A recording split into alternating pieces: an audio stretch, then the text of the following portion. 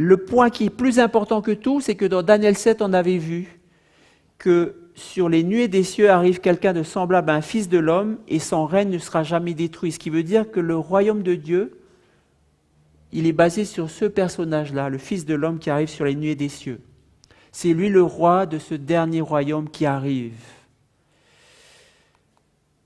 Et Jésus lui-même, dans Marc chapitre 14, verset 62, va dire « Je suis le Christ, le Fils du Dieu béni, et vous verrez le Fils de l'homme assis à la droite de la puissance de Dieu et venant sur les nuées du ciel. » Jésus va dire à son époque, ce fameux personnage de Daniel 7, qui est le roi du futur royaume final, eh bien Jésus nous dit, c'est moi le Fils de l'homme, qui est assis à la droite de la puissance de Dieu et qui va venir sur les nuées du ciel. C'est moi qui suis le roi de ce 5e royaume. C'est la raison pour laquelle toute la Bible pointe vers Jésus comme le seul moyen d'accès au royaume final de Dieu. Un larron, vous vous souvenez de l'histoire du larron, du brigand sur la croix? Il disait simplement à Jésus, Seigneur, souviens-toi de moi quand tu viendras dans ton règne, dans ton royaume. Et Jésus lui a dit, tu seras avec moi dans le paradis. La seule condition pour aller dans ce royaume qui arrive, c'est de croire que Jésus est le roi de ce royaume. Vous n'avez pas besoin de faire des tas de choses, vous n'avez pas besoin de faire des pèlerinages, vous n'avez pas besoin d'être parfait, vous n'avez pas besoin de faire quoi que ce soit. Vous n'avez pas besoin d'être quelqu'un de bien, de bon. Vous avez à croire que Jésus est le roi de ce royaume et vous avez à vouloir être dans ce royaume avec le roi de ce futur royaume. Vous allez simplement à vouloir suivre Jésus, le roi. Jésus donc a revendiqué être le Messie. Nous avons vu dans Daniel 2 que le royaume de Dieu vient, c'est une certitude. Maintenant, Jésus lui dit, je suis ce Fils de l'homme qui va venir sur les nuées. Jésus, est-ce qu'il avait raison de dire ça? Est-ce qu'on a une preuve que Jésus est vraiment le Messie? Parce qu'on a une preuve qu'il y a un royaume final de Dieu qui vient. Mais jusqu'à aujourd'hui, on n'a pas encore étudié dans Daniel que Jésus est vraiment le Messie. C'est ce que nous allons voir ce soir. Nous allons voir de manière absolument incontestable que Jésus, c'est lui le Messie de Daniel 7. C'est lui le Messie promis par le livre de Daniel. Pour nous aider à savoir si Jésus vraiment avait dit la vérité, Jésus va encore nous dire, ce sont les Écritures qui rendent témoignage de moi. Nous allons encore parler des Écritures de Daniel. On va voir le chapitre 9 ce soir. Nous allons commencer notre étude sur cette question fondamentale. Est-ce que Jésus, parce que c'est peut-être Mahomet, c'est peut-être Bouddha, je ne sais pas. Mais est-ce que c'est vraiment Jésus qui était le Messie prédit par Dieu? Daniel va nous éclairer donc sur cette question fondamentale ce soir. Mais il y a une chose que je voudrais vous dire. Jésus, c'est lui le fondateur du christianisme, n'est-ce pas? Vous savez tous ça. Mais Jésus, lorsqu'il s'est présenté, il a été rejeté par les Juifs qui ont écrit l'Ancien Testament. Les Juifs, c'est le peuple qui a dit pendant toute son histoire, nous avons rencontré le vrai Dieu, nous avons rencontré le Dieu créateur. Il nous a parlé par ses prophètes, par Moïse, par Jérémie, par Ésaïe, par Daniel. Ça, c'est le peuple juif qui a écrit l'Ancien Testament. Mais là, on parle de Jésus, et Jésus a été rejeté par les Juifs. Les Juifs ont dit, nous, on ne croit pas que tu es le Messie de Dieu. Mais nous allons voir ce soir que la preuve que Jésus est le Messie de Dieu, c'est dans le livre de Daniel, c'est dans l'Ancien Testament, c'est dans le livre sacré des Juifs. Oui?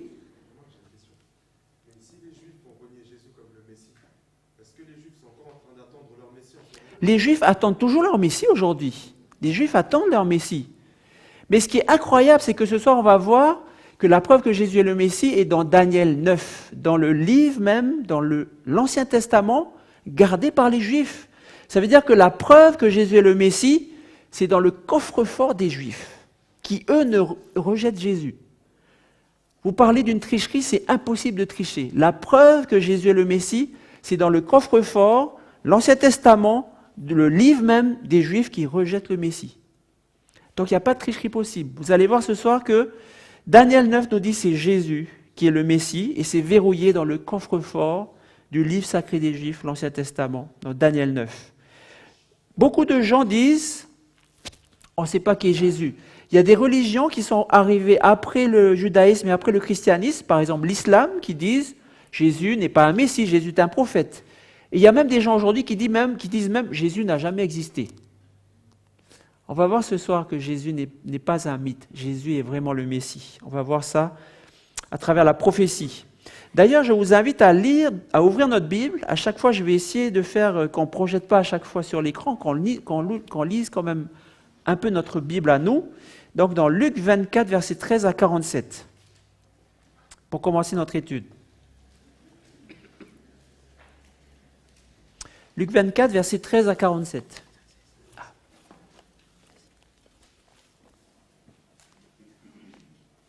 Luc 24, versets 13 à 47. Et voici ce même jour, 2 disciples allaient à un village nommé Emmaüs, éloigné de Jérusalem de 60 stades, et ils s'entretenaient de tout ce qui s'était passé. Que s'était-il passé en fait? Si vous lisez le contexte avant, Jésus est mort. Mais personne ne sait encore vraiment s'il est ressuscité. Il y a des bruits. Verset 15. Pendant qu'ils parlaient et discutaient, Jésus s'approcha et fit route avec eux. Mais leurs yeux étaient empêchés de le reconnaître. Il leur dit, « De quoi vous entretenez-vous en marchant ?» Et ils s'arrêtèrent, l'air attristé. L'un d'eux, nommé Cléopas, lui répondit, « Es-tu le seul qui, séjournant à Jérusalem, ne sache pas ce qui est arrivé ces jours-ci » ? « Quoi ?» leur dit-il. Et ils lui répondirent, « Ce qui est arrivé au sujet de Jésus de Nazareth, qui était un prophète puissant en œuvre et en parole devant Dieu et devant tout le peuple. Et comment les principaux sacrificateurs et nos magistrats l'ont livré pour le faire condamner à mort et l'ont crucifié. Nous espérions que ce serait lui qui délivrerait Israël. Mais avec tout cela, voici le 3e jour que ces choses se sont passées. Il est vrai que quelques femmes d'entre nous nous ont fort étonnés. S'étant rendues du grand matin au sépulcre et n'ayant pas trouvé son corps, elles sont venues dire que des anges leur sont apparus et ont annoncé qu'il est vivant. Quelques-uns de ceux qui étaient avec nous sont allés au sépulcre. Ils ont trouvé les choses comme les femmes l'avaient dit. Mais lui, ils ne l'ont pas vu. Alors Jésus leur dit, « Ô hommes sans intelligence, et dont le cœur est lent à croire tout ce qu'ont dit les prophètes, ne fallait-il pas que le Christ souffre ces choses et qu'il entre dans sa gloire ?» Et commençant par Moïse et par tous les prophètes, il leur expliqua dans toutes les Écritures ce qui le concernait. Lorsqu'ils furent près du village où ils allaient, il parut vouloir aller plus loin, mais ils le pressèrent en disant « Reste avec nous, car le soir approche, le jour est sur son déclin. » Et il entra pour rester avec eux. Pendant qu'il était à table avec eux, il prit le pain, et après avoir rendu grâce, il le rompit et le leur donna. Alors leurs yeux s'ouvrirent, et ils le reconnurent, mais il disparut de devant eux. Et ils se dirent l'un à l'autre, « Notre cœur ne brûlait-il pas au-dedans de nous lorsqu'il nous parlait en chemin et nous expliquait les Écritures ?» Se levant à l'heure même, ils retournèrent à Jérusalem. Ils trouvèrent les 11 et ceux qui étaient avec eux assemblés, disant « Le Seigneur est réellement ressuscité, il est apparu à Simon. » Ils racontèrent ce qui leur était arrivé en chemin et comment ils l'avaient reconnu au moment où il rompit le pain. Tandis qu'il parlait de la sorte, lui-même, Jésus donc, se présenta au milieu d'eux et leur dit « La paix soit avec vous. » Saisis de frayeur et d'épouvante, ils croyaient voir un esprit. Mais il leur dit, « Pourquoi êtes-vous troublés? Et pourquoi pareille pensée s'élève-t-elle dans vos cœurs? Voyez mes mains et mes pieds, c'est bien moi. Touchez-moi et voyez, un esprit n'a ni chair ni os, comme vous voyez que j'ai. » Et en disant cela, il leur montra ses mains et ses pieds. Comme dans leur joie, ils ne croyaient pas encore, et qu'ils étaient dans l'étonnement, il leur dit, « Avez-vous ici quelque chose à manger ?» Ils lui présentèrent du poisson rôti et un rayon de miel. Il en prit et il mangea devant eux. Puis il leur dit, « C'est là ce que je vous disais lorsque j'étais encore avec vous, qu'il fallait que s'accomplisse tout ce qui est écrit de moi dans la loi de Moïse, dans les prophètes et dans les psaumes. » Alors il leur ouvrit l'esprit, afin qu'ils comprennent les Écritures. Il leur dit, « Ainsi, il est écrit que le Christ souffrirait et qu'il ressusciterait des morts le 3e jour et que la repentance et le pardon des péchés seraient prêchés en son nom à toutes les nations, à commencer par Jérusalem. Vous êtes témoins de ces choses. » Merci. Quand on lit ce passage, ce qui est fascinant, c'est que Jésus commence sur le chemin avec les 2 disciples d'Emmaüs. Il ne vient pas leur dire, « Est-ce que vous me reconnaissez ? Voyez, je suis là, je suis Jésus. » De quoi leur parle-t-il d'abord? Il leur parle des prophéties. Il explique tout ce que le Christ devait faire à travers les prophéties. Et ce récit se termine de la même façon, puisque lorsqu'il va rencontrer les disciples, ils sont tous saisis d'étonnement, et même ils ont du mal à croire que c'est lui, et il va manger du poisson pour voir qu'il n'est vraiment pas un esprit, mais il va finir en leur expliquant encore une fois, il va ouvrir leur esprit pour qu'ils comprennent les Écritures, qu'ils comprennent que les prophéties avaient déjà dit ce qu'ils devaient faire. Donc Jésus lui-même, c'est lui qui se présente à travers les prophéties. Si vous voulez savoir si Jésus est le vrai Jésus, il faut regarder les prophéties. C'est ce que nous enseigne Jésus dans ce passage. Et nous allons donc, comme ces deux disciples, nous allons prier en cet instant pour commencer notre étude de Daniel 9, la prophétie de Daniel 9, pour que Dieu nous donne son Saint-Esprit afin que cela brûle aussi dans nos cœurs. Seigneur, notre Dieu, notre bon Père Céleste, nous te remercions de la prophétie que tu as mise dans ce livre ancien, Daniel, afin que nous puissions savoir si tu as vraiment envoyé Jésus comme ton Messie. Seigneur, nous te demandons de nous guider. Seigneur, fais brûler en nous cette flamme de ton esprit alors que nous découvrons les merveilles de ce que ta parole prédit à l'avance pour notre salut. Nous te demandons ces choses au nom de Jésus. Amen. Amen. Alors, le contexte de Daniel chapitre 9. En 538 avant Jésus-Christ, le peuple juif déporté par Nebuchadnezzar depuis 605 est toujours exilé à Babylone. Et Jérusalem est toujours en ruine. Le roi de Babylone avait détruit Jérusalem en 586. Il avait déporté plusieurs fois des gens d'Israël et de Jérusalem en Babylone. Et nous sommes en 538, donc presque 70 ans plus tard. Et c'est toujours la même chose. Mais cette année, en 538, Babylone est prise par les Perses, par Cyrus, le roi perse. Donc l'empire perse devient l'empire prépondérant à cette époque. Et Darius le Mède est délégué par le roi perse Cyrus pour gouverner Babylone. La prophétie de Daniel 2 commence donc à se réaliser. Vous vous rappelez Daniel 2, la tête d'or Babylone, il y aura un autre royaume. Et donc Daniel assiste à ce passage de Babylone à un autre royaume, l'empire perse. Et Daniel se dit, waouh! Dieu avait prononcé cette succession et on est déjà en train de voir la deuxième chose qui arrive. Daniel a retenu qu'il y a un cinquième royaume final. Hein? Mais là déjà il voit le deuxième royaume arriver. Il est plein d'espoir, il est confiant. Et il se dit, je vais chercher dans les livres des prophètes pour voir qu'est-ce que Dieu a en réserve. Peut-être j'aurai des informations. Donc voilà ce que Daniel va faire. Moi Daniel, je vis par les livres. Il va examiner les livres des prophètes. Je vis par les livres qu'il devait s'écouler. 70 ans pour les ruines de Jérusalem, d'après le nombre des années dont l'Éternel avait parlé à Jérémie le prophète. Vous savez, les prophètes, ils respectent les autres prophètes. Daniel respecte le livre du prophète Jérémie. Dans Jérémie 29, verset 10, voici ce qu'on lit. Voici ce que dit l'Éternel. Dès que 70 ans seront écoulés pour Babylone, je me souviendrai de vous et j'accomplirai à votre égard ma bonne parole en vous ramenant dans ce lieu. La promesse de Dieu aux Juifs, c'est Babylone va les déportés, mais moi, Dieu, au bout de 70 ans, je vais vous ramener. Quelle belle promesse! Et donc, Daniel découvre cette promesse et il dit, waouh, c'est super, mais si je compte bien, les 70 ans sont bientôt écoulés. Alors, Daniel, nous sommes donc à quelques années de la fin des 70 années depuis la déportation et Daniel veut ardemment que Dieu accomplisse cette promesse de retour à Jérusalem et il prie. Comme nous n'avons pas beaucoup de temps, on ne va pas lire cette prière. Mais si vous avez le temps à la maison, lisez cette prière. C'est une prière vraiment émouvante. C'est une prière de repentance pour la désobéissance constante du peuple juif. Et Daniel va citer depuis le temps de Moïse, donc des centaines d'années avant. Depuis le temps de Moïse, Daniel va citer que le peuple juif a toujours désobéi à Dieu, malgré tous les prophètes envoyés par Dieu pendant des siècles. Et il va vraiment faire une prière pour que le peuple de Dieu, les Juifs, que la ville sainte, Jérusalem, et le sanctuaire, le temple de Jérusalem, qui est le symbole de la présence de Dieu, soient restaurés. Voilà l'objet de sa prière. Je vous fais remarquer encore une fois que le livre de Daniel est écrit par Daniel. Daniel, il fait partie de cette lignée du peuple juif. Et Daniel lui-même parle de Moïse, de tous les prophètes, de toute l'histoire du peuple d'Israël, de tout ce qu'il y a dans l'Ancien Testament.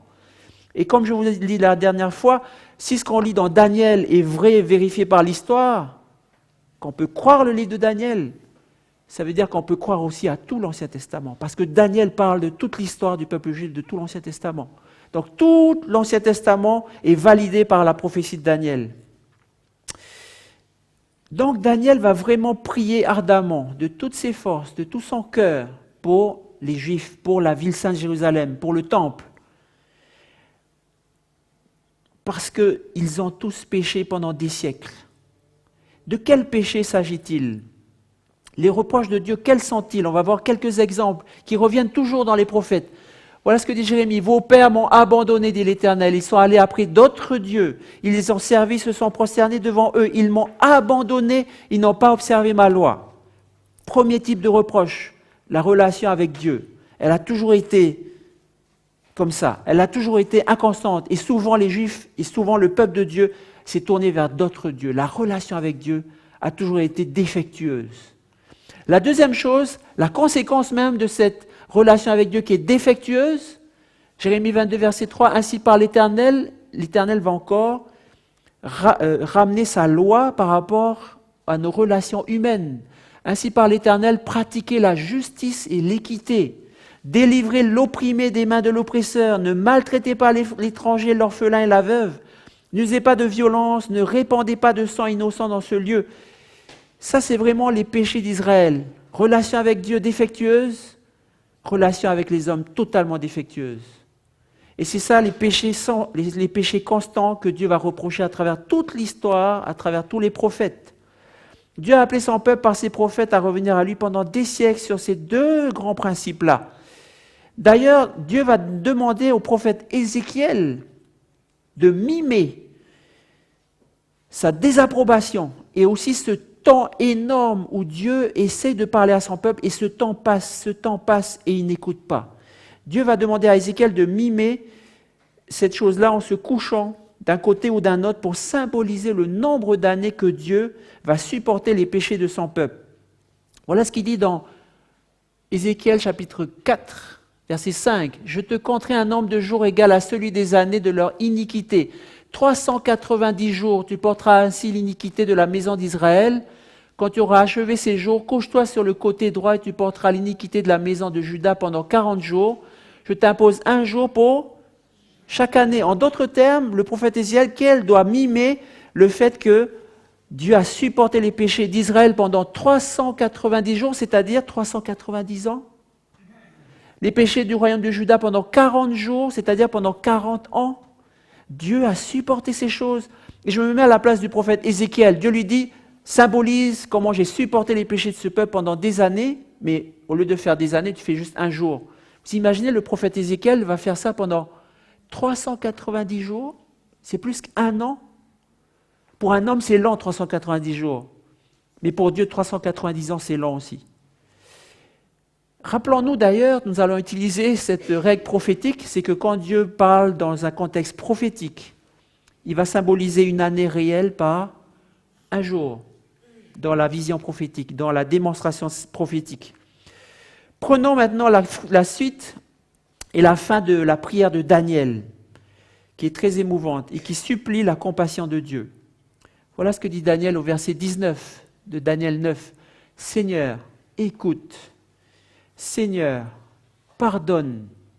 Seigneur, sois attentif. Agis, ne tarde pas, par amour pour toi, ô mon Dieu. Car ton nom est invoqué sur ta ville, sur ton peuple. » Voyez, quand vous lisez cette prière, vous êtes ému parce que Daniel vraiment est supplié de toutes ses forces. Dieu, agis pour ton peuple, aie pitié de ton peuple, malgré tous les péchés qu'on a faits.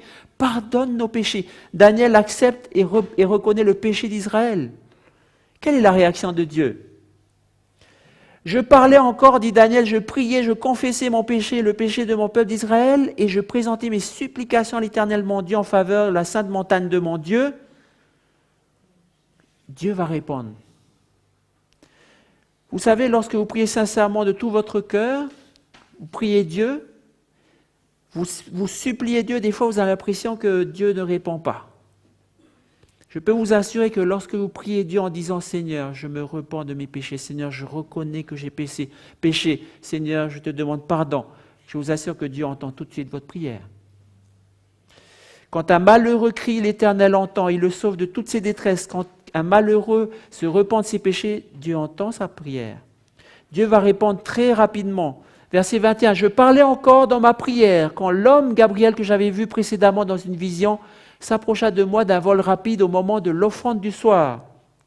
Il m'instruisit et s'entretint avec moi. Il me dit, Daniel, je suis venu maintenant pour ouvrir ton intelligence. Écoutez bien ça, lorsque tu as commencé à prier, la parole est sortie, la parole de Dieu. La parole de Dieu est sortie et je viens pour te l'annoncer car tu es un bien-aimé.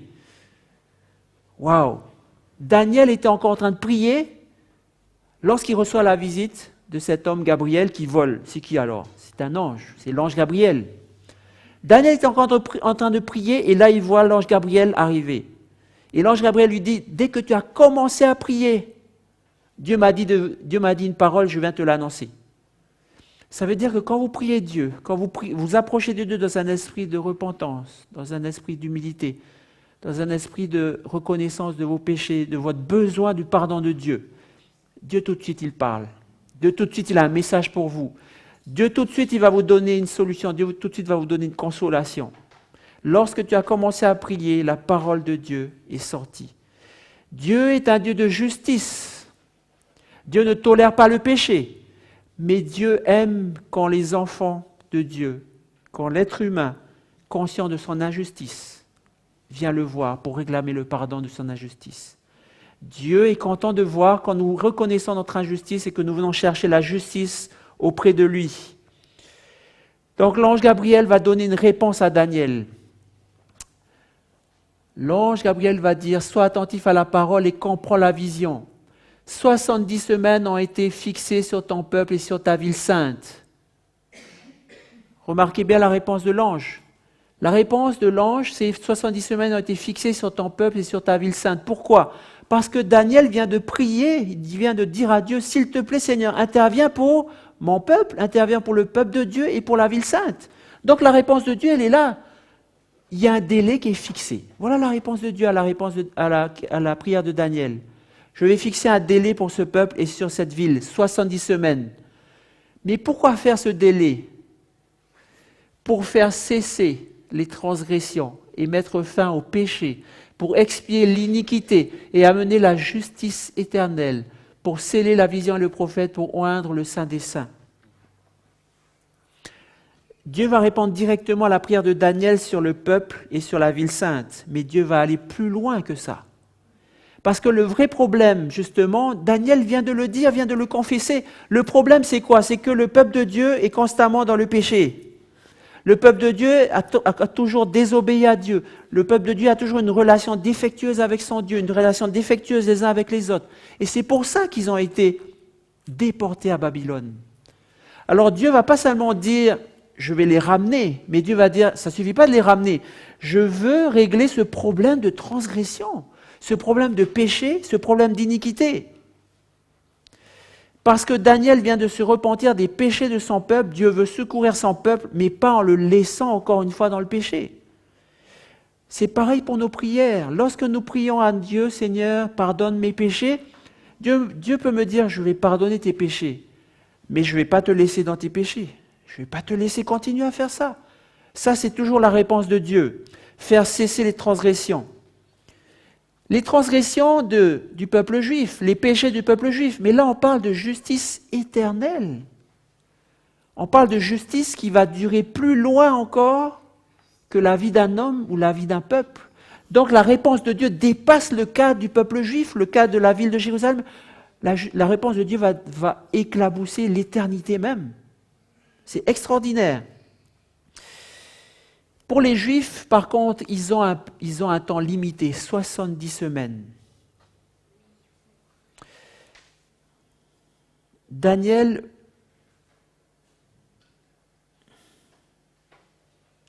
vient de parler de désobéissance constante du peuple juif.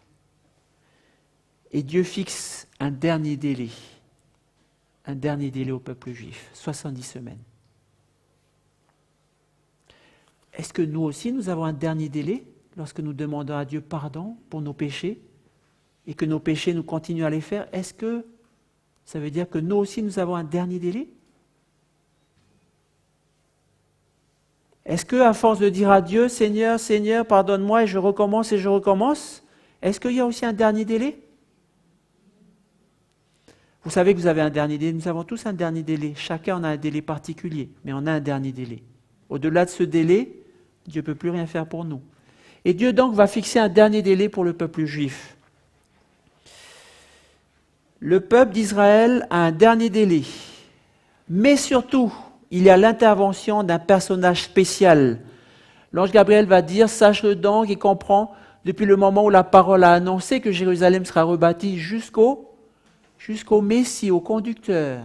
Dans ce dernier délai, il y a l'intervention d'un personnage spécial qui s'appelle le Messie. Le Messie, c'est le sauveur. C'est celui qui vient secourir, c'est celui qui vient sauver du péché. Il y a donc un délai à l'intérieur de ce délai de 70 semaines, depuis le moment où la parole a annoncé que Jérusalem sera rebâtie jusqu'au Messie, il y a 7 semaines et 62 semaines. Et je vais continuer à lire. Et on va voir si vous allez comprendre cette prophétie de Daniel 9. Je continue. Les places et les fossés seront rétablis, mais en des temps fâcheux. De quelle place on parle? Les places de la ville. Daniel a demandé quelque chose sur la ville. Dieu répond. Voilà, il y aura les places et les fossés qui seront rétablis. Verset 26, on reparle encore du Messie. Après les 62 semaines, le Messie sera retranché et n'aura rien. Encore un délai à l'intérieur duquel il y a le Messie.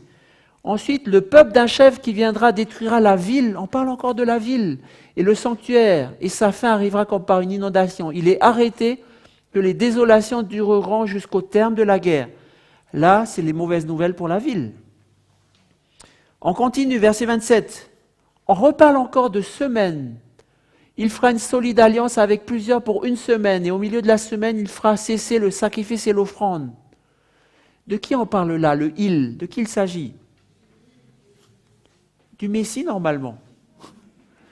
Mais peut-être que c'est le peuple d'un chef qui est là, le chef qui est là qui va détruire la ville. On continue, verset 27, on finit. Le désolateur commettra les choses les plus abominables jusqu'à ce que la ruine et ce qui a été résolu fonde sur le désolateur.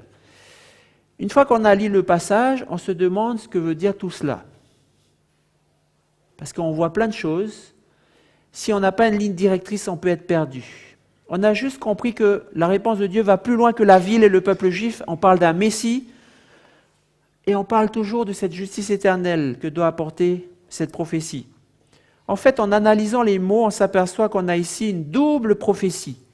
Vous avez remarqué qu'on parle toujours de la ville, mais on parle aussi du Messie. Et il y a des mots qui reviennent tout le temps. Première prophétie sur la ville sainte, sur le peuple juif. On parle de rebâtir Jérusalem, on parle des fossés qui seront rebâtis. On parle d'un chef qui viendra détruire la ville et il y aura des désolations. Et on parle à la fin d'un désolateur. Il va faire ce qu'il faut jusqu'à ce que la ville soit complètement désolée. Et il y a une deuxième prophétie qui est basée sur le Messie, le Sauveur, et qui a toujours les mêmes mots. On parle du Messie et on parle des semaines. Ok? Si vous regardez bien, on va revenir, on va voir qu'il y a une alternance. Premièrement, verset 25, on parle du Messie, 7 semaines et 62 semaines. Et après, on parle de la ville. Okay? On parle du Messie, et après, on parle de la ville. Quand on continue le passage, on parle encore du Messie, avec les 62 semaines, et après, on parle encore de la ville. Troisième passage. Je suis où là? Je suis encore en train de parler du Messie, parce qu'il y a les semaines, donc il s'agit bien du Messie qui est là. Le Messie fera une solide alliance pour une semaine. Et après, je termine toujours avec la ville. Vous voyez, il y a deux prophéties dans cette prophétie de Daniel 9. On va voir d'abord la prophétie sur la ville, la première prophétie. J'ai récapitulé ce que dit la prophétie. La prophétie dit « Jérusalem sera rebâtie. Les places et les fossés seront rétablis, mais en des temps fâcheux. Le peuple d'un chef qui viendra détruire à la ville et le sanctuaire, sa fin arrivera, et terminé jusqu'à la fin, jusqu'à ce que la ruine se fasse, c'est fini pour la ville. » Je résume. Qu'est-ce que dit l'histoire? L'histoire nous dit qu'au 5e siècle avant Jésus-Christ, la ville de Jérusalem va bien être rebâtie. Mais avec beaucoup de tribulations et beaucoup de luttes. Et on lit ça dans les livres d'Esdras et Néhémie dans la Bible. On voit comment le peuple juif est revenu pour rebâtir la ville, mais c'était très difficile. Il y avait des ennemis, il fallait prier, il fallait se battre, mais ils ont réussi finalement à rebâtir la ville. Mais qu'est-ce que dit l'histoire encore une fois? C'est qu'en l'an 70, le général romain Titus, donc plusieurs siècles plus tard, 70 de notre ère, le général romain Titus va détruire Jérusalem et son temple, et ils ne seront jamais reconstruits. Aujourd'hui, quand vous regardez la télé, vous regardez les gens qui prient devant le mur des lamentations à Jérusalem. Ce mur des lamentations, eh bien, c'est le soubassement latéral de l'ancien temple qui n'existe plus.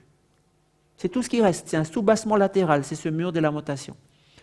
Jusqu'à aujourd'hui, ce temple n'existe plus. Donc, la ville et le temple ne seront plus reconstruits en tant que ville sainte de Dieu. Aujourd'hui, la ville de Jérusalem est partagée entre plusieurs religions. Donc, l'histoire confirme cette première prophétie. Jésus lui-même va dire « Jérusalem, Jérusalem, qui tue les prophètes, qui lapide ceux qui te sont envoyés, combien de fois ai-je voulu te rassembler tes enfants, comme une poule rassemble ses poussins sous ses ailes, et vous ne l'avez pas voulu. » Vous voyez, Daniel dit « Pardon Seigneur pour les péchés de ton peuple ». Les 70 semaines vont arriver à leur terme et ils ne se seront pas repentis. Et la ville va être détruite.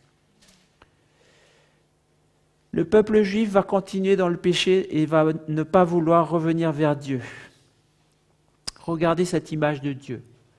Une poule qui veut rassembler ses poussins sous ses ailes. Jésus va dire à ses disciples, lorsque vous verrez Jérusalem investie par des armées, sachez alors que sa désolation est proche. Le même mot que dans Daniel. Jésus va confirmer cette prophétie de la destruction de la ville. Dieu avait accordé un délai, mais les Juifs ne sont pas revenus.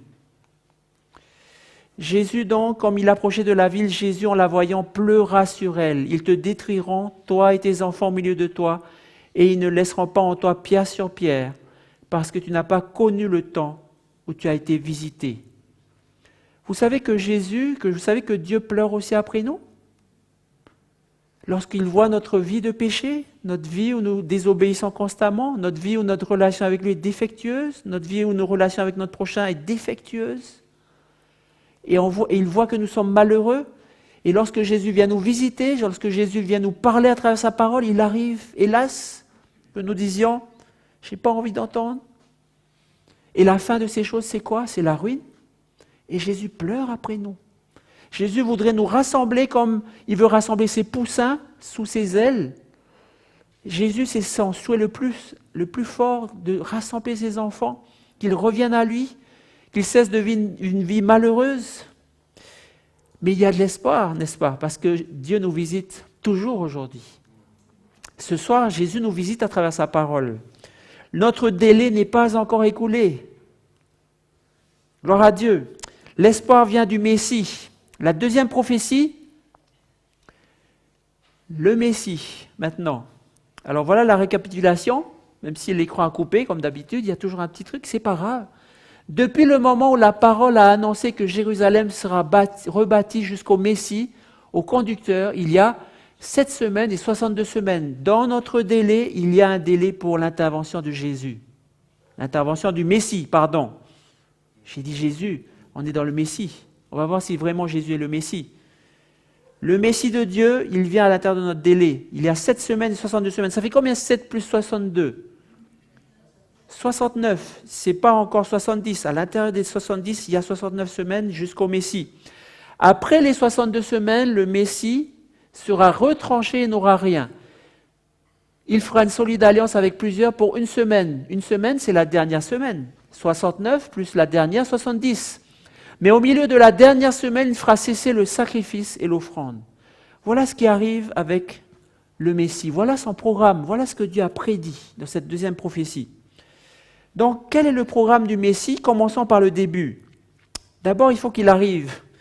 Depuis le moment où la parole a annoncé que Jérusalem sera rebâtie jusqu'au Messie, au conducteur, il y a 7 semaines et 62 semaines. Donc, je fais le petit schéma très simple. Depuis la parole pour rebâtir Jérusalem jusqu'au Messie, il y a 7 plus 62, c'est-à-dire 69 semaines. Qu'est-ce que c'est que cette parole pour rebâtir Jérusalem? À l'époque, Jérusalem était détruite. Mais il y a une parole qui va arriver, ce sont les décrets des rois perses. Les rois perses vont dire aux Juifs, vous pouvez retourner à Jérusalem. vous pouvez reconstruire le temple. Et ils vont aussi dire, vous pouvez reconstruire Jérusalem. Le livre d'Esdras nous dit, les anciens des Juifs bâtirent avec succès et achevèrent d'après l'ordre du Dieu d'Israël et d'après l'ordre de Cyrus, de Darius et d'Artaxerxès, roi de Perse. Vous pouvez répéter Artaxerxès? C'est un nom spécial, hein? Il y a trois rois perses, Cyrus, Darius et Artaxerxès. Ces trois rois ont fait des décrets. Le premier, c'est pour retourner à Jérusalem. Le deuxième, pour reconstruire le temple. Le troisième, continuer à reconstruire le temple et aussi reconstruire complètement la ville. Et donc, Esdras, c'était un scribe qui était versé dans la loi de Moïse. Comme la main de l'Éternel, son Dieu, était sur lui, le roi Artaxerxès lui accorda tout ce qu'il avait demandé. Et Esdras, qu'est-ce qu'il va faire? Il va retourner à Jérusalem avec une colonie de Juifs pour reconstruire Jérusalem. Plusieurs des enfants d'Israël, des sacrificateurs, des Lévites, des chants, des portiers, des Néthiniens vinrent aussi à Jérusalem. Quand? La 7e année du roi Artaxerxès. Donc c'est la 7e année du roi Artaxerxès que la parole est sortie pour rebâtir Jérusalem. Artaxerxès, j'ai oublié mon dictionnaire. Si vous regardez dans le dictionnaire, vous allez voir Artaxerxès, longue main, il a commencé à régner en 465 avant Jésus-Christ. Alors si vous dites, quand est-ce que se trouve la 7e année du roi Artaxerxès?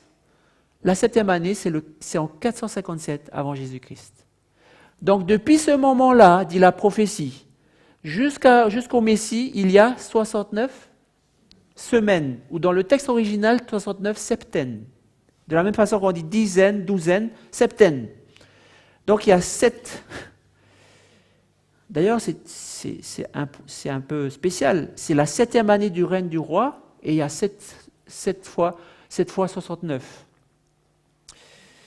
Donc Daniel dit qu'il y a 69 septaines. Ça fait combien de jours? 69 fois 7, 483 jours. Donc depuis cette année-là jusqu'au Messie, il y a 483 jours. Mais maintenant, j'attire votre attention. Quand on regarde dans l'histoire, on va regarder qu'est-ce qui s'est passé après, dans cette date-là, 457 avant Jésus-Christ, 483 jours après, on ne va rien trouver. Alors, on va se rappeler simplement que nous sommes dans une prophétie. On va se rappeler que dans la prophétie d'Ézéchiel, Dieu avait dit à Ézéchiel, tu vas symboliser les 430 ans que j'ai supporté les enfants d'Israël avec 430 jours. Un jour prophétique égale une année réelle. Et on va voir aussi dans Nombre 14, verset 34. Dieu va punir les enfants d'Israël lors d'une certaine occasion. Il va dire, vous prendrez la peine de vos iniquités, 40 années, une année pour chaque jour. Et dans Ézéchiel, qu'on a déjà vu tout à l'heure, je t'impose un jour pour chaque année. Donc, si on est dans la prophétie, 483 jours, ça devrait signifier 483 années. 69 septaines, ça devrait signifier 69 semaines d'années et non pas semaines de jours. Mais la prophétie de Daniel va nous donner un indice pour confirmer qu'il s'agit de la bonne interprétation.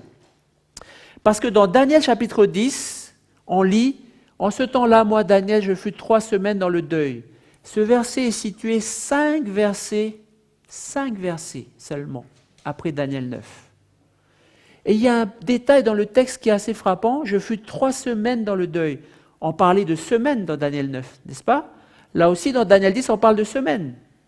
Mais ici, dans Daniel 10, dans le texte original, vous savez ce qu'on lit exactement? On lit « Je fus 3 semaines de jours ». On a rajouté le mot « 3 semaines de jours ». C'est comme si Daniel, lorsqu'il a écrit le chapitre 10, il a voulu qu'on soit bien clair pour dire « Là, je parle de 3 semaines de jours ». Parce que les 3 semaines d'avant, ce n'est pas des semaines de jours, c'est des semaines d'années. Par contraste, Daniel nous dit, à travers ce petit détail, voyez là, j'étais dans les semaines d'années et pas des semaines de jours. Mais on va vérifier ce qui se passe quand on applique ce principe prophétique. Si on dit que les semaines sont des semaines d'années, 69 semaines, ça donne 483 années. Donc, l'année où on voit apparaître le Messie, laquelle est-ce? Est-ce que quelqu'un peut faire le calcul? C'est que les matheux, parce que c'est des chiffres négatifs en maths, c'est pas facile. Donc moins 457 plus 483 égale, alors je vous donne la réponse, 26 j'ai entendu. C'est vrai? L'année 26 alors. Ok. Ah mince, c'est pas l'année 26, c'est l'année 27. Est-ce que vous savez pourquoi c'est l'année 27? Parce que quand on compte les chiffres négatifs de l'histoire, et après on va avoir les chiffres positifs, dans l'histoire, il n'y a pas d'année zéro. Ok? Ça veut dire qu'on est obligé de rajouter un en plus. Donc on arrive en l'année 27 après Jésus-Christ. La question qui se pose, est-ce que dans le monde, il y a quelqu'un qui est arrivé en l'année 27? Jésus a dit qu'il était le Messie, n'est-ce pas? Alors on va voir ce que Jésus dit.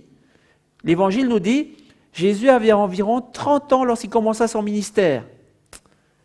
Jésus est né quand? Jésus est né au début de notre époque. Jésus est né en l'an 1, quelque part comme ça. Et là, on dit 30. Donc Jésus, il arrive sur la scène en l'année 30 alors? Pas en l'année 27. Il y a quelque chose qui ne va pas. En fait, il faut aller fouiller plus loin que ça parce que, en fait, ce qu'il faut savoir, c'est que l'année 1 de l'histoire n'est pas l'année de naissance de Jésus. Est-ce que vous saviez ça? L'année 1 de l'histoire n'est pas l'année de naissance de Jésus. Il y a un moine qui a fixé les années, et quand on a recompté les années, on a regardé les dynasties romaines en même temps, en parallèle, on s'est aperçu qu'il s'est trompé. Parce que le roi Hérode est mort en l'an 4 avant Jésus-Christ. Et Jésus est né alors qu'Hérode vivait encore. Vous vous rappelez? Jésus, petit bébé, est né, et le roi Hérode a voulu le tuer. Donc Jésus est né alors que Hérode vivait encore. Jésus n'a pas pu naître après l'année 4 avant Jésus-Christ. Jésus est né au plus tard, en 4 avant Jésus-Christ. Donc les spécialistes pensent que Jésus est né quand? Soit en moins 4, la naissance la même année que la mort de Hérode, soit en moins 6, naissance 2 ans avant. Pourquoi? Parce que Hérode avait voulu massacrer tous les enfants qui avaient 2 ans. Donc peut-être que Jésus était des années avant, 2 ans. Et moins 7, c'est parce qu'il y avait un phénomène astronomique. D'après les recherches modernes, il y avait une conjonction de 3 planètes en moins 7. Donc ils ont pensé que c'était l'étoile du berger. Toujours des bonnes explications scientifiques modernes pour expliquer ce qu'il y a dans la Bible. Quelle est la vraie date de naissance de Jésus? On va voir ça tout de suite, mais maintenant, on va calculer à travers ces 3 dates possibles quand est-ce que Jésus a commencé son ministère à l'âge de 30 ans. On a lu tout à l'heure, Jésus a commencé à l'âge de 30 ans. Donc, moins 7, première hypothèse, l'année moins 7, il est né, et il a commencé à 30 ans, ça donne l'année 23 en mathématiques. Mais comme il n'y a pas d'année 0, c'est l'année 24 après Jésus-Christ. Première hypothèse. Deuxième hypothèse, Jésus est né en moins 6. 30 ans plus tard, il commence son ministère, ça donne 24, donc 25 après Jésus-Christ en histoire. Et dernière hypothèse, l'année moins 4, Jésus est né, 30 ans plus tard, il commence son ministère, l'année 26, enfin en maths ça donne 26, mais en histoire ça donne 27 après Jésus-Christ. Ça va? Il y a un autre indice qui va nous permettre de comprendre quelle est l'année où Jésus a commencé son ministère. Dans Luc chapitre 3, voilà ce qu'on lit. La 15e année du règne de Tibère César, la parole de Dieu fut adressée à Jean, fils de Zacharie, dans le désert. Jean le Baptiste. Tout le peuple se faisant baptiser, Jésus fut aussi baptisé. Jésus avait environ 30 ans lorsqu'il commença son ministère. Donc Jésus a commencé son ministère quand? La 15e année du règne de Tibère César. Et on va aller regarder dans Wikipédia qui était Tibère. Je vais grossir le texte, les points importants du texte. Tibère est devenu co-régent, c'est-à-dire qu'il est devenu co-empereur avec son père adoptif, l'empereur Auguste, très malade en l'an 13. Et ensuite, quand son père adoptif, l'empereur Auguste, est mort, il est devenu le seul empereur en l'an 14. Donc voilà ce que dit Wikipédia. Et donc on vient de nous dire, Jésus avait environ 30 ans lorsqu'il commença son ministère, la 15e année de Tibère. La 15e année de Tibère, c'est lorsqu'il y a eu 14 ans de plus au moment où Tibère a régné. Donc, en l'année 13, Tibère est devenu co-régent, est devenu co-empereur. Donc, il a commencé à régner déjà. On rajoute 14 années, nous sommes en l'an 27 après Jésus-Christ. Si on dit qu'on considère seulement quand Tibère était seul empereur, à partir de l'année 14, plus 14 ans pour arriver à la 15e année, nous sommes en l'an 28.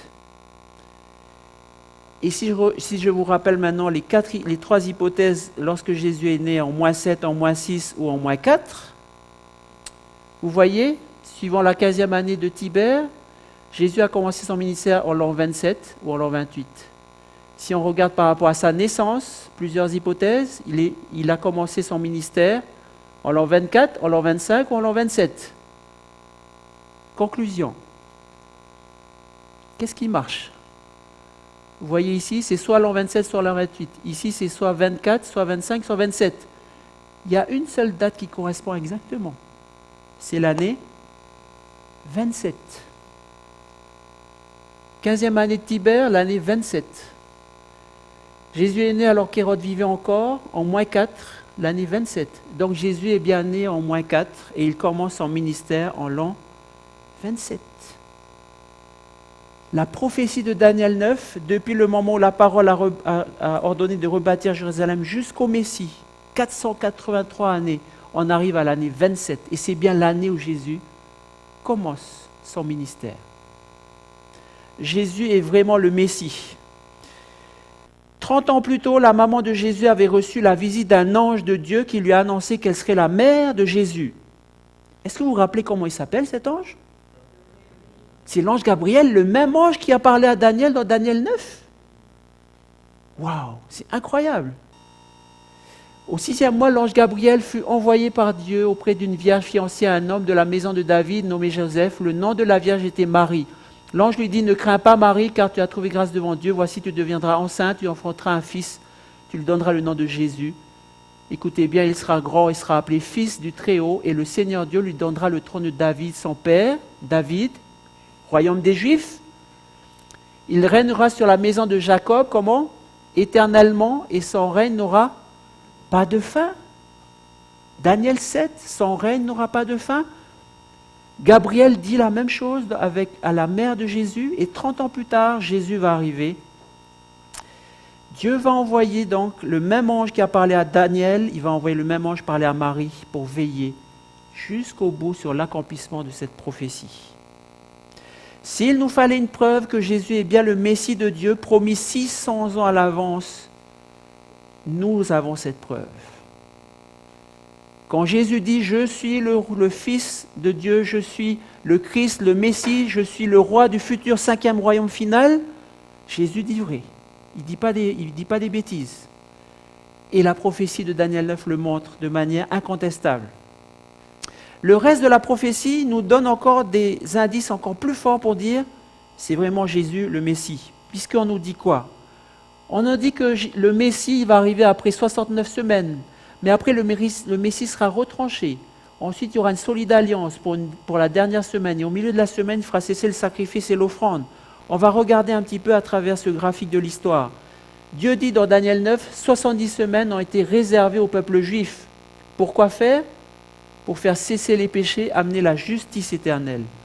Et on dit dans les 69 premières semaines jusqu'au Messie, à partir de la parole où Jérusalem sera rebâtie, la 7e année du roi Artaxerxès en 457, et on arrive en l'an 27, qui est bien l'année où Jésus, âgé d'environ 30 ans, va commencer son ministère.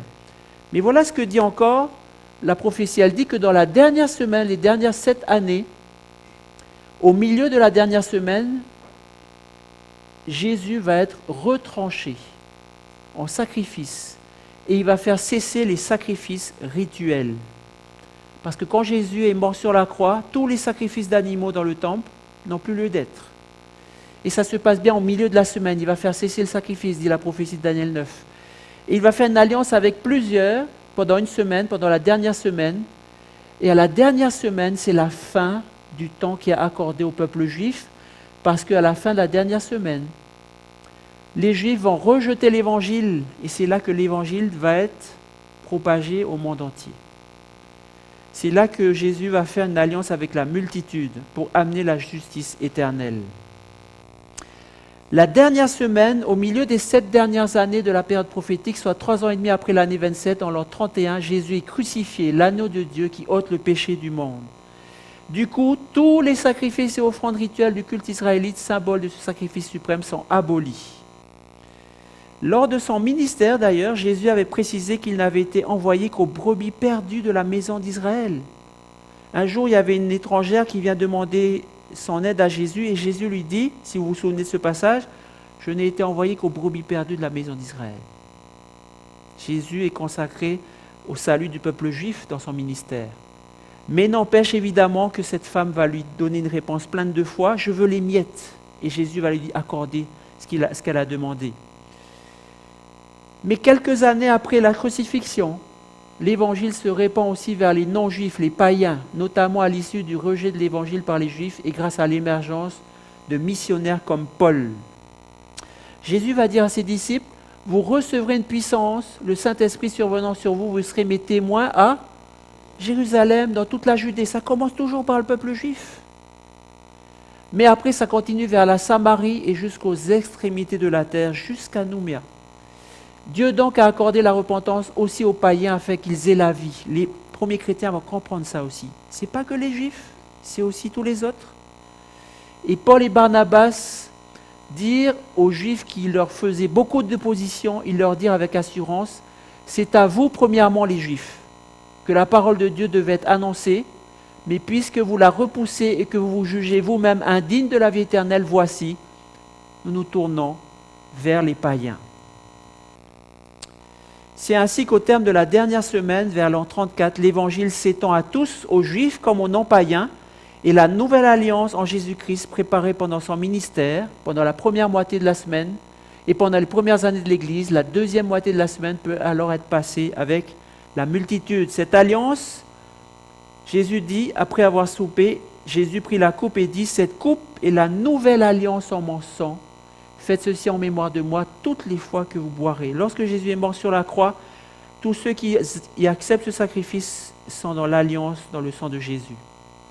Et Jésus est lui-même une victime expiatoire pour nos péchés, non seulement pour les nôtres, mais aussi pour ceux du monde entier. La prophétie de Daniel 9, au départ, c'était pour le temple, c'était pour les Juifs.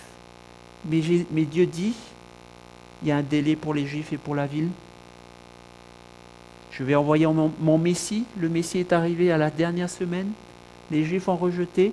Alors le Messie va préparer son Église pour l'ensemble de toute la multitude. Jésus a accompli dans sa vie tout ce programme que Dieu avait fixé dans la prophétie de Daniel 9. Jésus est venu avec nous, est descendu du ciel, s'est incarné, il a montré le vrai visage de Dieu, il a prêché le visage de Dieu, il a prêché l'amour de Dieu, il a montré l'amour de Dieu dans ses paroles, il a enseigné la voie droite, la voie de la justice, et il s'est sacrifié sur la croix pour nous sauver. Et il a établi une alliance éternelle pour tous ceux qui croient en son sacrifice. Chaque point du programme de Dieu a été respecté. Qu'allons-nous faire maintenant de ce que Dieu a fait à travers ce Messie? Christ s'est offert une seule fois pour porter les péchés de plusieurs. Il a porté lui-même nos péchés en son corps sur le bois, afin que, morts au péché, nous vivions pour la justice. Voyez, Dieu n'a pas fait une prophétie pour dire « Mon peuple, il est dans le péché, je lui pardonne, et puis après, je vais le ramener à Jérusalem, et puis c'est tout. » De la même façon, lorsque nous demandons pardon à Dieu, Dieu a envoyé quelqu'un pour se sacrifier pour nous. Pourquoi faire? Afin que, morts au péché, nous vivions pour la justice. Dieu est un Dieu de justice. Mais Dieu est un Dieu de justice qui pourvoit lui-même à la justice. Il ne s'agit pas pour nous de faire ceci, de faire cela, de faire ceci, de faire cela. Jésus, c'est le Messie que Dieu a mis dans la prophétie, dans l'histoire, pour accomplir la justice de Dieu. La justice de Dieu n'est dans aucune autre solution. Si vous avez des péchés, si vous pensez que vous êtes mal vis-à-vis de Dieu, si vous voulez revenir à Dieu, si vous vous dites « Je suis injuste, Seigneur, pardonne-moi », sachez que la seule voie pour votre justice, c'est le Messie de Dieu prédit depuis 600 ans et qui est venu sur la croix mourir pour vous. Ça, c'est le message de Jésus-Christ. Ça, c'est le message de justice de Dieu à travers la prophétie. On va lire dans Matthieu 16, versets 13 à 17. On va terminer notre partage ce soir. Jésus étant arrivé dans le territoire de Césarée de Philippe, demanda à ses disciples, « Qui dit-on que je suis, moi, le Fils de l'homme ?»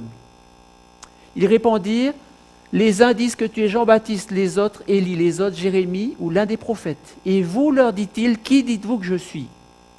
Simon-Pierre répondit, « Tu es le Christ. » Le Christ, c'est le mot grec pour Messie. Tu es le Christ, tu es le Messie, le Fils de Dieu vivant. Jésus, reprenant la parole, lui dit, « Tu es heureux, Simon, fils de Jonas, car ce ne sont pas la chair et le sang qui t'ont révélé cela, mais c'est mon Père qui est dans les cieux. » Celui qui n'a pas connu le péché, Jésus, Dieu l'a fait devenir péché pour nous afin que nous devenions justice de Dieu en lui.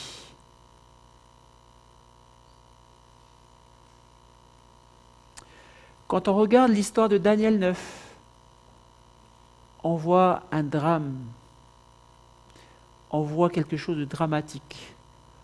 On voit un peuple à qui Dieu s'est révélé pendant des centaines d'années dans l'Ancien Testament, que Dieu a sorti de l'Égypte, il a fait des miracles, il a envoyé ses prophètes, il a donné sa loi, il a donné toutes ses bénédictions.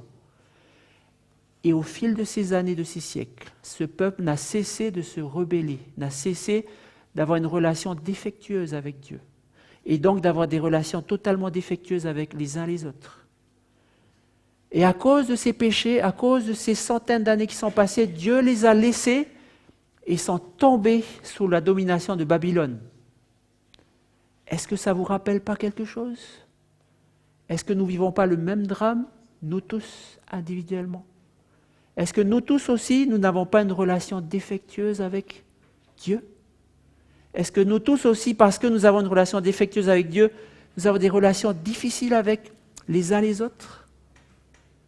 Est-ce que parce que nous vivons cette vie, ce qu'on appelle la vie du péché, nous ne sommes pas toujours sous l'influence de Babylone, sous l'influence de l'oppression, sous l'influence des malheurs, sous l'influence des maladies? Le Seigneur nous dit, « Mon peuple, pendant des siècles, je l'ai appelé et je lui ai donné un délai après. Dans ce délai, je lui ai donné un Messie, je lui ai donné un Sauveur. Je lui ai donné la chose la plus précieuse que j'ai dans le ciel, mon Fils qui est descendu, qui s'est sacrifié pour lui, qui s'est sacrifié pour tous, qui a donné son sang, qui a donné sa vie sur la croix. Pourquoi? Afin que nous qui sommes injustes, nous devenions justice de Dieu. Parce que Dieu va établir son royaume de justice, nous dit Daniel 2 dans la statue. Ce royaume va venir, ce royaume de justice. Si nous ne sommes pas dans la justice de Dieu, on ne va pas arriver dans ce royaume de justice. Mais Dieu a pourvu à la justice dont nous avons besoin à travers Jésus-Christ. Jésus-Christ a pris nos péchés et en échange, il nous donne sa justice. Si dans notre vie, nous avons pensé quelquefois, Seigneur, mais je suis indigne de toi. Seigneur, je vois ma vie, elle est malheureuse. Je n'ai pas de connexion avec toi. Regarde mes relations avec mes parents, mes enfants, mon mari, ma femme, mes collègues, ça ne va pas. Regarde mon cœur, je suis malheureux. Dieu nous dit, je te donne un délai. Ne t'inquiète pas du délai, parce que dans ce délai, il y a un Messie que je t'ai donné. Jésus est mort pour tes péchés. Jésus peut tout pardonner, tout ce que tu as fait. Et Jésus peut te donner la puissance de vivre selon la justice de Dieu. Amen. Ce soir, Dieu nous appelle à croire en ce Messie. La prophétie nous dit, c'est vraiment lui Jésus, le Messie de Dieu. Et il a pourvu à notre justice. Est-ce que vous entendez Dieu vous appeler à accepter le Messie? Jésus a dit à ses disciples, qui dites-vous que je suis? Les uns dirent ceci, les uns dirent cela, et vous, qu'est-ce que vous dites? Est-ce que vous êtes prêts à dire, oui, je crois que Jésus est le Messie? Je crois que Jésus est le Sauveur, pas seulement le Sauveur du peuple juif qui l'ont rejeté, le Sauveur de moi-même. Et je ne veux pas le rejeter. Et je veux prendre la justice que Dieu me donne. Est-ce que quelqu'un veut ce soir donner son accord pour que Dieu fasse, à travers Jésus, de lui quelqu'un de juste, quelqu'un qui est justifié, quelqu'un qui est pardonné, quelqu'un avec qui Dieu va pouvoir donner la vie éternelle. Si vous voulez vraiment accepter Jésus comme votre sauveur, Si vous voulez dire oui, je crois que Jésus est le Christ, pas seulement le Christ de l'histoire, mais mon Christ à moi, alors je vous prie de vouloir lever la main. Est-ce que vous voulez accepter Jésus comme votre sauveur, comme votre Messie? Amen. Je vous invite à nous lever, nous allons prier.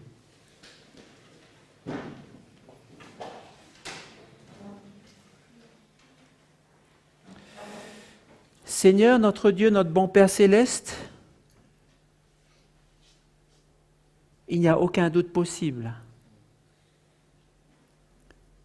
Avant d'intervenir dans notre histoire, cette histoire calamiteuse du péché, de toutes les nations et aussi de la nation juive, tu as parlé à travers tes prophètes, tu as parlé à travers ton prophète Daniel, pour nous dire, il y a un royaume final de justice qui arrive. Mais surtout, nous qui sommes injustes, je vous envoie un Messie. Et il est arrivé à l'heure prédite, à l'année près. Et il a accompli cette justice qui nous manque. Il a accompli ce pardon dont nous avons désespérément besoin. Seigneur, pardonne-nous nos péchés. Pendant combien, non pas de centaines d'années, de centaines de jours, combien de jours dans notre vie, nous sommes traînés avec nos péchés. Nous sommes traînés à t'ignorer, à ne pas écouter ton conseil, à ne pas écouter ta parole, à ne pas écouter tes commandements. Combien de temps nous avons dédaigné d'avoir cette relation vivifiante avec toi? Et combien d'années encore nous avons vécu une vie difficile dans nos relations les uns avec les autres?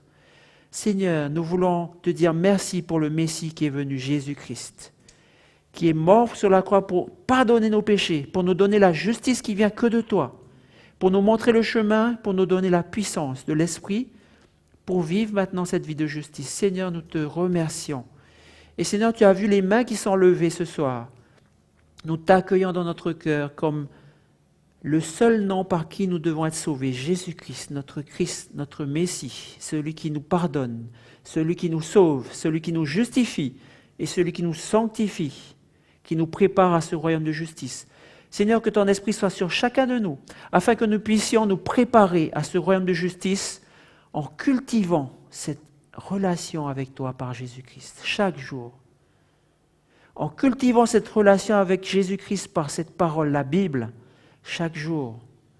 En cultivant cette relation avec Jésus-Christ par la prière, chaque jour. Afin que toi-même tu nous transformes, afin que, à force de te contempler, nous soyons transformés de gloire en gloire par le Saint-Esprit. Seigneur, accomplis ce miracle. Tu es le seul qui ait pu nous sauver. Tu es le seul en qui nous pouvons avoir confiance. Accomplis ce miracle dans nos vies.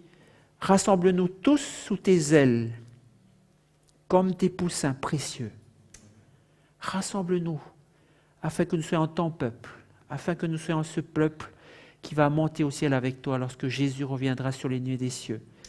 Pardonne tous nos péchés, rends-nous forts par toi seul, par ton esprit seul. Te demandons de bénir chacune de nos familles dans cette puissance que tu nous donnes. Te demandons ces grâces, au nom de Jésus. Amen. Amen. Amen.